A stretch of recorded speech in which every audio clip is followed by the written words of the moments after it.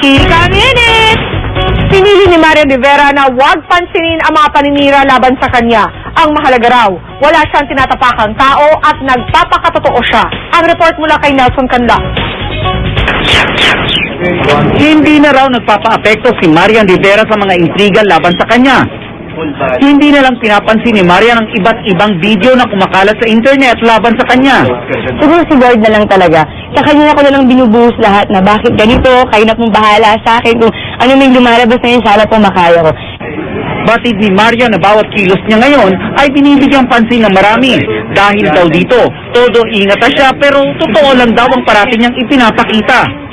Kapag alam kong inaapi ako, lalaban talaga ako. Pero as long as wala namang ginagawang masama sa akin, wala naman siguro akong gagawin, di ba? Hindi naman ako gano'n.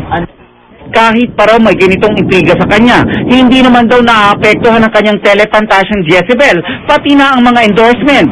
Katunayan, napili na rin siyang mag-endorse ng produkto na dating si Angel Locsin ang modelo. Pinagsasabong nga ba sila? Alam ko, pero ayoko nang pag-usapan yun kung ano man yung gano'n. Basta, ang importante sa akin, marami nagtitiwala sa akin. Nelson Canlas, updated sa Showbiz Happening.